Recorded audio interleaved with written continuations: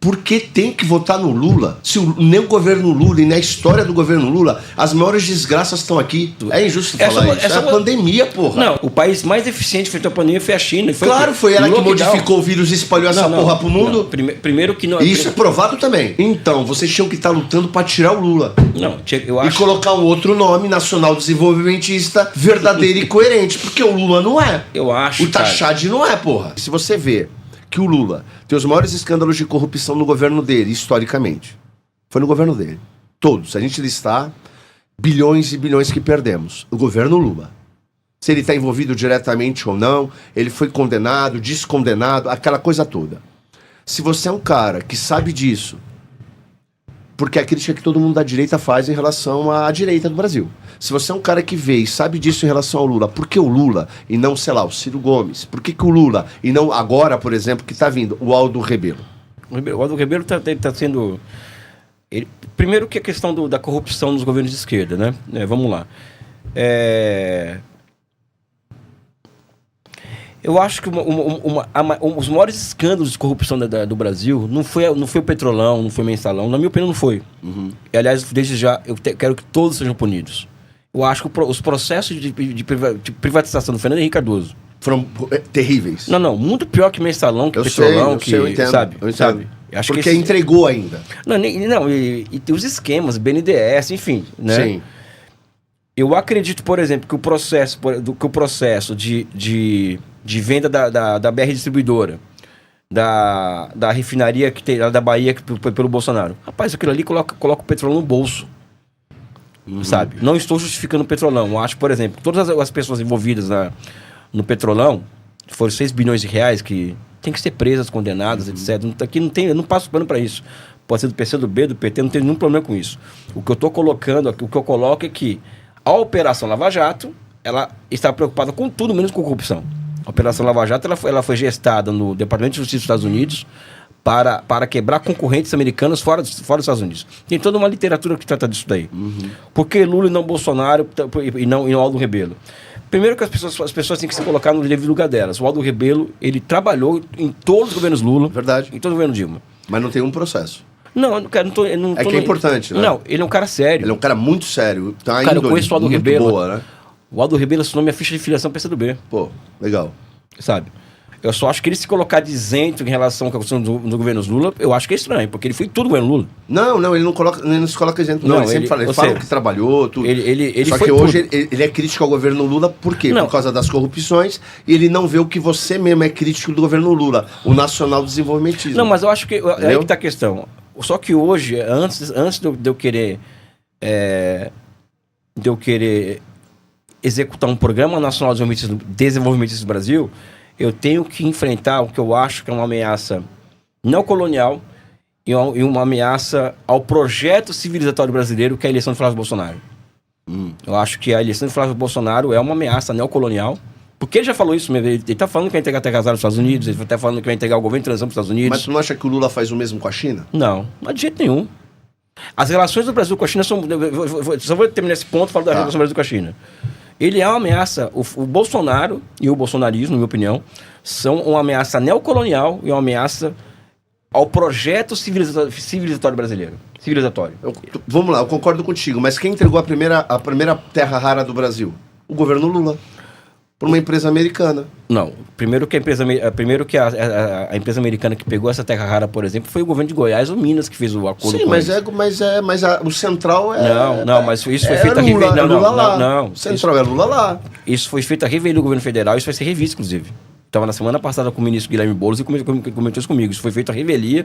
O Caiado não tem esse direito, nem o Zema tem o direito de negociar diretamente com um país estrangeiro o subsolo dos seus estados. Eles fizeram isso. O Caiado e o Zema. Tu acha mesmo que o Lula daqui a pouco não está entregando as terras raras dos países de acordo...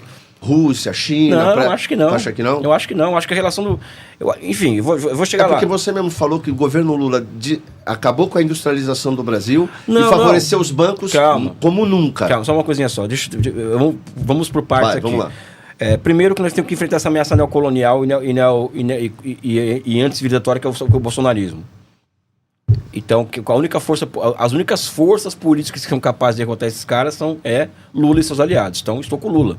E o meu partido está com o Lula. Tá? E eu acho que os governos Lula e Dilma, por exemplo, tá?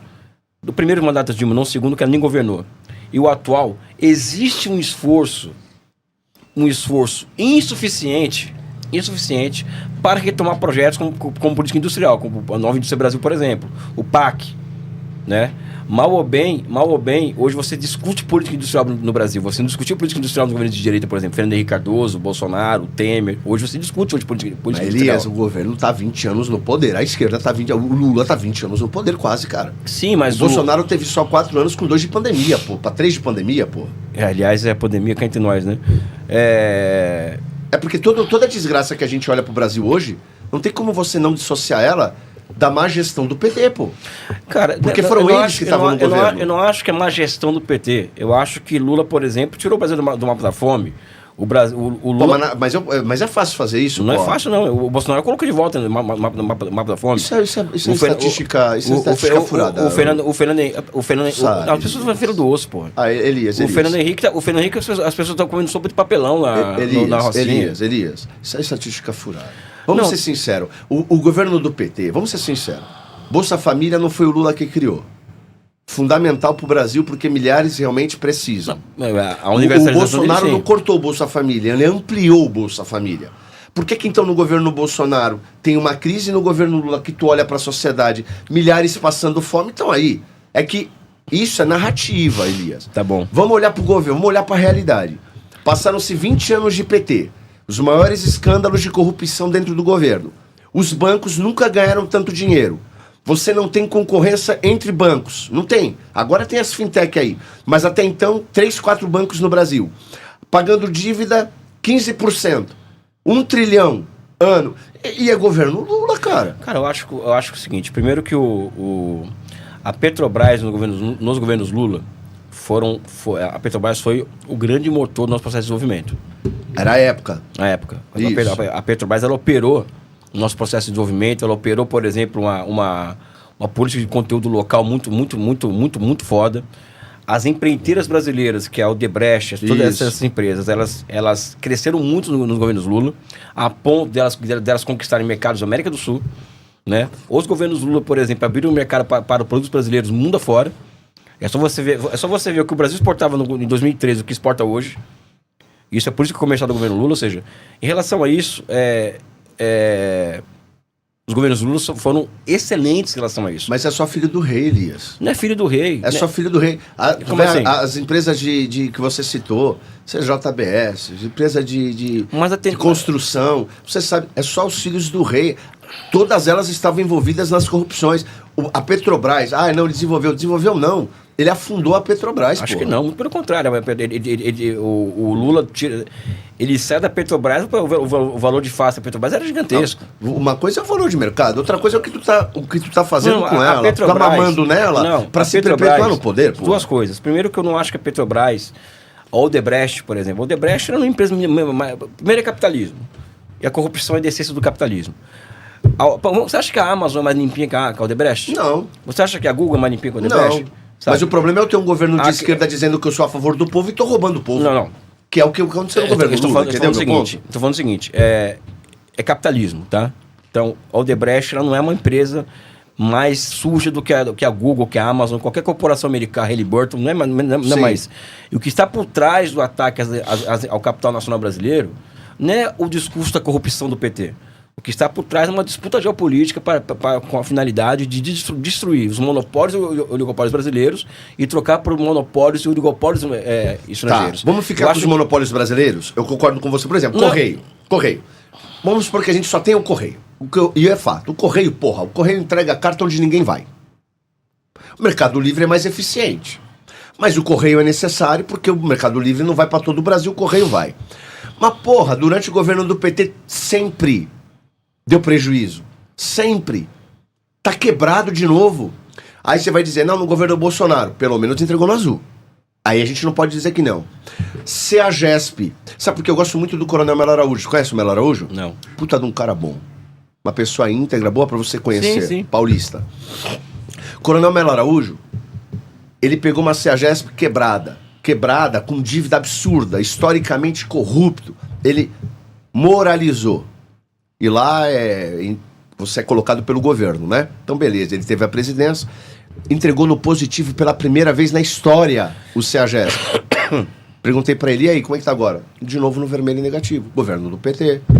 É por isso que eu tô te perguntando, que você é um cara que ama o Brasil. Você quer ver o Brasil punjante. Eu tô contigo. Eu não consigo entender por que tem que votar no Lula, se nem o governo Lula e nem a história do governo Lula, as maiores desgraças estão aqui. E você tem um nome como Aldo Rebelo. Por que essa polarização só enxerga dois nomes? O Aldo Rebelo, por exemplo, primeiro, o Aldo Rebelo ele está sendo expulso do partido que ele foi candidato. Eu sei, mas ele pode vir. Vamos ele esperar. Pode vir, sabe? Agora, a minha questão é evitar. Você pode falar do PT aqui até amanhã, que eu vou... Estou entendendo agora. Sabe? Você quer evitar que venha entre o Flávio Bolsonaro. Não, eu quero evitar uma ameaça neocolonial, porque já falou. Ele falou no Texas isso, não sou eu que estou falando. Ele tá, não é uma coisa que eu estou inventando. Ou seja, ele vai entregar tudo que o Brasil para os Estados Unidos. Ele ofereceu para os Estados Unidos um governo de transição para eles. Isso é gravíssimo, isso. Você imagina um americano oferecendo para a Rússia um governo de transição? Não tem cabimento isso daí. Isso aí não dá para defender o Flávio, não tem como. Sabe, o meu problema é esse. Mas o Lula... É evitar com que esse pessoal volte ao governo do Brasil. Sabe?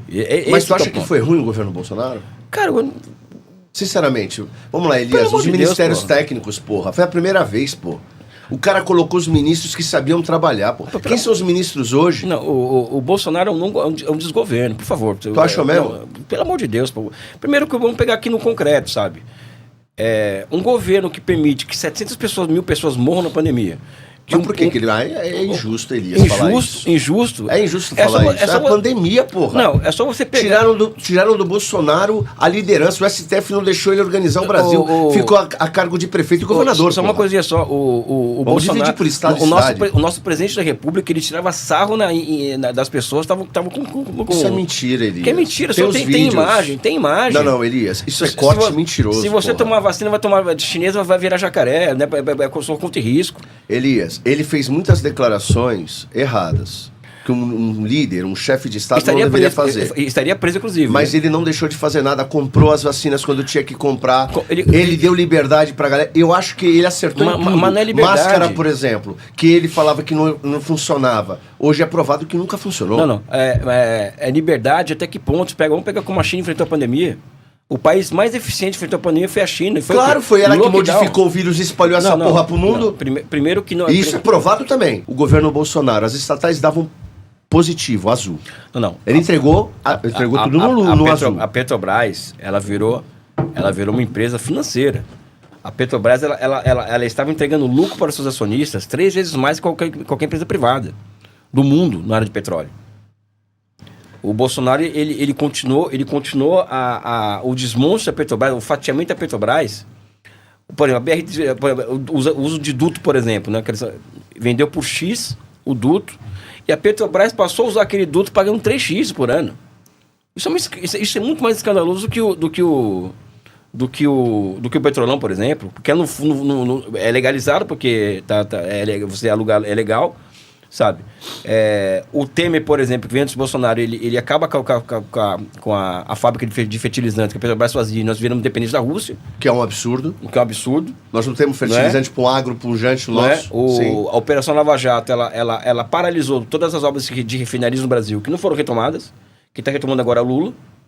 As nossas refinarias é o Lula. A nossa indústria naval, quem está recuperando é o Lula agora, que está lançando é o presidente Lula.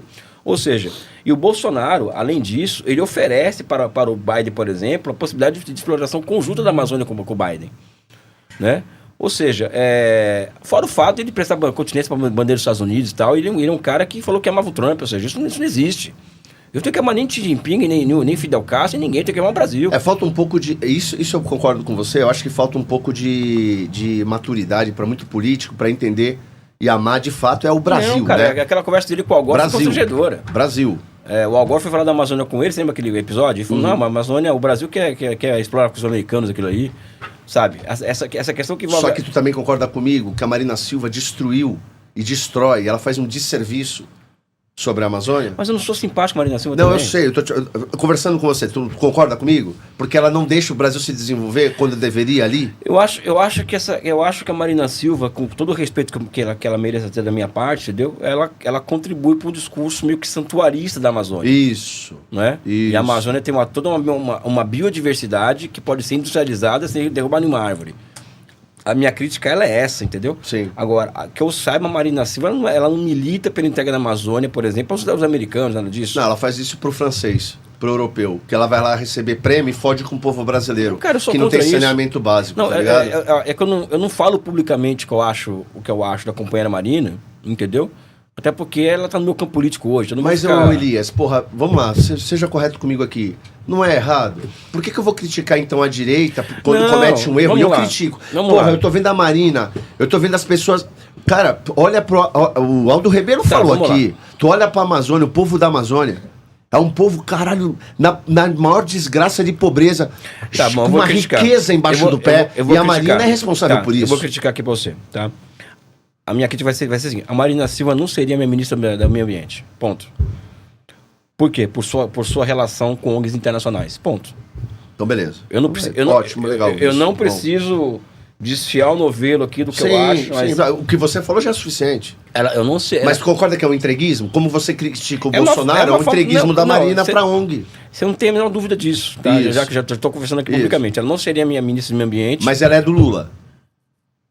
É a ministra do Lula. Até porque o Lula é um governo de coalizão, um governo que tem de tudo, ele tem comunista e neoliberal. Então você só vota no Lula hoje porque não tem uma outra opção e por causa do Flávio. Porque é o único nome que pode tirar o Flávio. Exatamente, Seria isso. exatamente É o isso. voto útil no final das contas. Não chega a ser um voto útil porque o conjunto das forças progressistas brasileiras, os nacionalistas brasileiros, em sua maioria, o Aldo Ribeiro não faz parte desse, menos o Aldo mais alguns, estão com o Lula.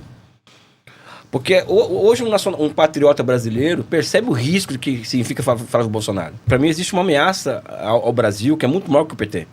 O que o PT significa, o que o acabouço fiscal significa, as coisas... Que é o bolsonarismo. Para mim, esse é o campo político a ser derrotado no Brasil. Eu, como um nacionalista que me vejo, né, um nacionalismo de revolucionário, um nacionalista revolucionário, um nacionalista de esquerda, eu só escolho um inimigo, não escolho dois ou três. O inimigo é o bolsonarismo. Entendi. Se é o Lula e o seu campo político que é capaz de derrotar esses caras, ok. Se surge uma outra força política mais à esquerda, com força para derrotar isso aqui, é com esse pessoal que eu vou me juntar. Por que vocês nunca tentaram tirar o nome do Lula? Do tipo assim, Lula, já deu, caralho, só fez merda, vamos botar outro nome, vai. Primeiro que ele não só fez merda. O Lula fundou um partido político, o Lula fundou uma central sindical. Não, mas é igual o Aldo Rebelo. É o Aldo Rebelo que falou aqui?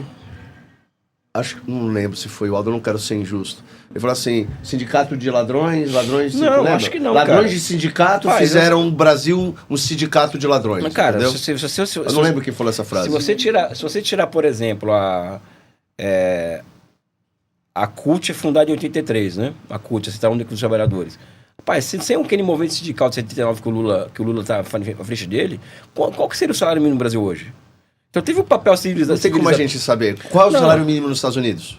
Eu não sei se nem. Então, porque é acordo entre partes. Sabe? É que a gente trata a sociedade Eu não brasileira acho- como se fossem crianças. Eu pô. não acho, por exemplo, que eu acho que os sindicatos no Brasil e o próprio PT, enquanto uma força política, tem um papel civilizatório no Brasil. O PT é força política, você gosta ou não do PT? Sim. Que colocou o povo para conversar, Não, meu amigo. eu não vou criticar, até porque é o que eu te falei, tem que olhar a história no seu tempo. Mas o que esses grupos viraram? Hoje é só massa de manobra.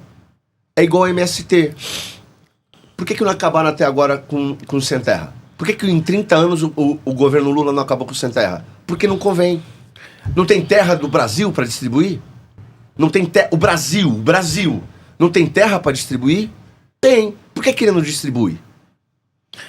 Porque é massa de manobra, não é uma massa de Elias. manobra, porque hoje o Estado, existe dificuldades objetivas a uma reforma agrária Qual? parcelária no Brasil. Preço da terra, meu amigo. Se você anunciar, por exemplo, o Estado anuncia que vai entrar no mercado de terra, sabe quando vai o preço? Olha para cima.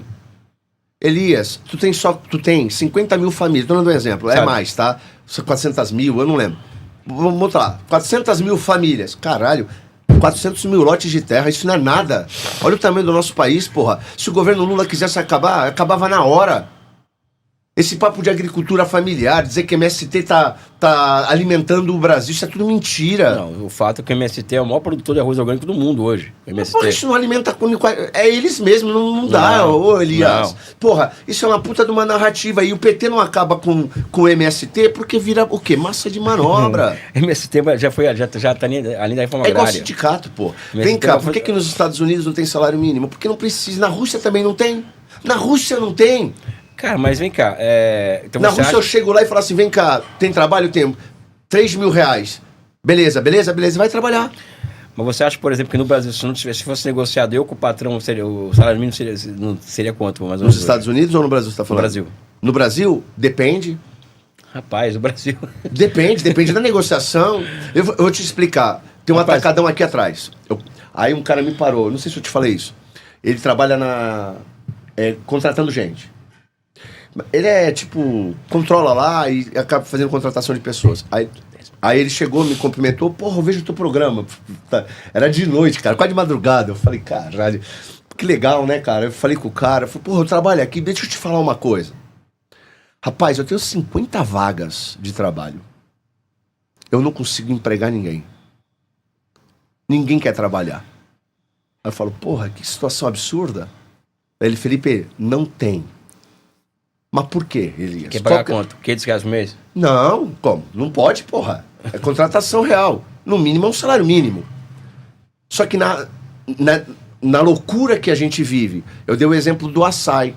A cada R$100 que o açaí vende, ele lucra 40 centavos. O governo lucra mais que o açaí. Uma empresa. Uhum. Isso pode se dar na padaria. O lucro líquido de um cara é 10%, 15%, oxalá 20%. A inflação real desse país é mais de 20%. O cara faz para não empobrecer, não é para enriquecer. O dono da padaria, o dono do mercado, não importa. No Brasil, o cara que trabalha e empreende não é para enriquecer, é para não empobrecer. E o povo empobrece. Porque o salário não é reajustado 20% ao ano. E aí o cara ganha o salário dele que é 3 mil. Mal sabe ele. Porque se ele recebesse 6 mil e colocasse numa caixinha, dando a tua mão aqui, toma teu salário, agora paga o governo, bota aqui, ele ia ficar puto, tu sabe disso. Que ele nem sabe que 70% a mais o patrão tá pagando pro governo, e aí quando ele vai comprar um produto é mais 40%. Quem é roubado? O governo tá roubando o povo. Então, vem cá, sindicato, CLT, o que eles... Eu tô falando hoje. Lá atrás foi necessário. Tô falando hoje. O que hoje está ajudando o povo? Rapaz, eu acho que se você tirar CLT, se você tirar o papel do sindicato, amigo, numa sociedade... Vamos pagar pra ver. Eu não vou pagar pra ver porque eu sei o que vai acontecer. A gente já sabe o que tá acontecendo agora, Elias. Rapaz, agora eu sei o que tá acontecendo. Rapaz, hoje, por exemplo, vamos tá pegar todo aqui, mundo roubado. Vamos pegar aqui, por exemplo, o governo Temer, por exemplo,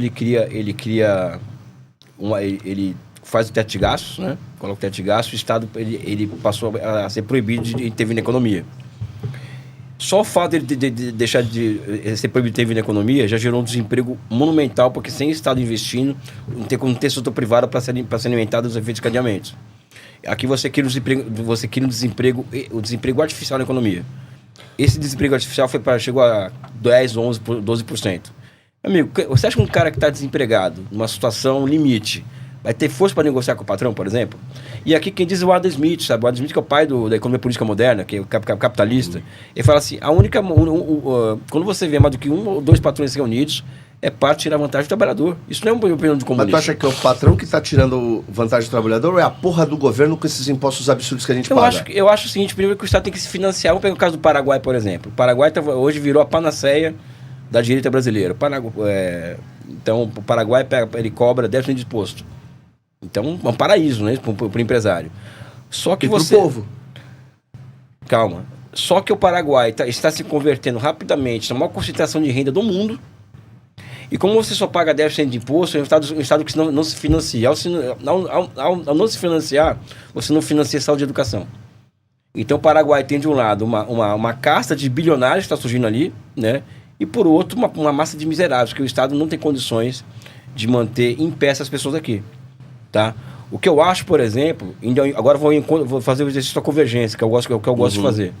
Eu sou um radical de esquerda, mas eu tenho esse lado Sim. mais... O que eu acredito é o seguinte, eu sou favorável a diminuir carga tributária, tá? Só que também eu tenho que ter uma política clara, objetiva para reduzir a taxa de juros. E para reduzir a taxa de juros, porque é aí que tá sendo, é aí que nós estamos sendo roubados. Não é pelo governo, pelos bancos. Sim. E como reduzir taxa de juros? É uma discussão que você vai ter que tirar as crianças da sala e colocar adulto na sala. Isso aí. Nós temos que mexer nas metas de inflação. As metas de inflação hoje, elas são metas contínuas, mas elas são anualizadas e 3%.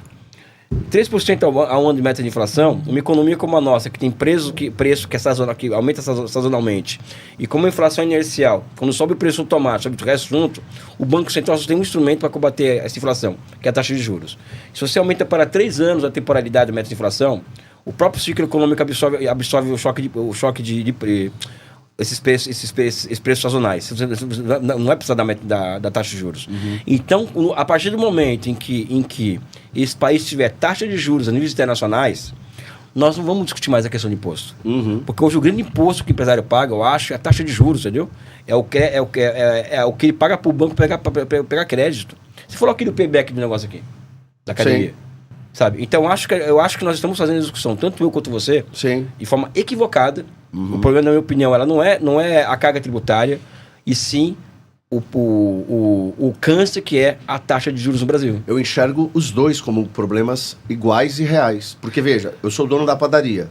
Eu estou muito longe desse diálogo da inflação com taxa de juros. Eu sei disso. Não. Mas eu sinto aqui que quando eu vou pagar um salário, eu estou pagando dobrado e metade é para o governo e o funcionário não sabe.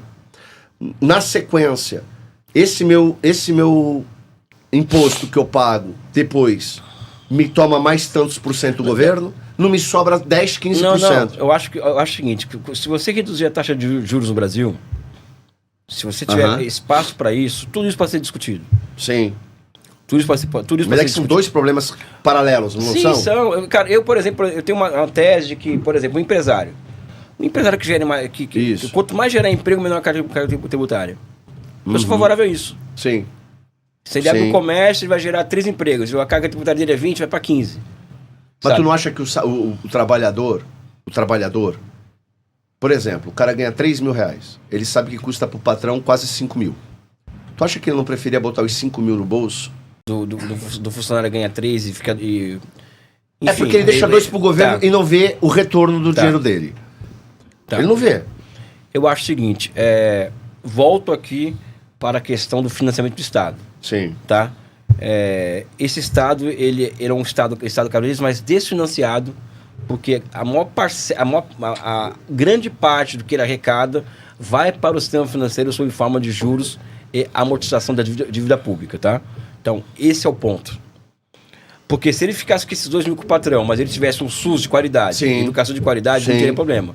Mas para isso, nós teríamos que ter um Estado que deixasse de operar para os rentistas e passasse a operar para o setor produtivo e para a população geral. Então, o problema que eu acho não é o patrão pagar mais 2 mil pro cara.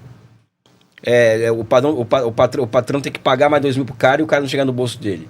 É que o que não chega no bolso dele é justamente o quê? A saúde, a educação, a segurança de qualidade. Perdendo, ele tá dando pro governo. Todo mundo tá dando pro governo e não vê retorno. Então a gente tem que fazer uma discussão. Eu acho que o papel no programa como esse, doutor, é trazer à tona essas questões. Então, vocês tinham que estar lutando para tirar o Lula. Não, eu acho... E colocar um outro nome, nacional desenvolvimentista, verdadeiro e coerente. Porque o Lula não é. Eu acho, o Tachad não é, porra. Eu acho que assim você vai conseguir trazer o Haddad aqui. Não, pô, ele vai vir. Tem que vir, porra. Tachad é pra vir. Explicar as taxas, vai, caralho. Eu acho que a gente precisa eleger Lula e o pós-Lula, a esquerda nacionalista, a esquerda em geral vai ter que ir pro divã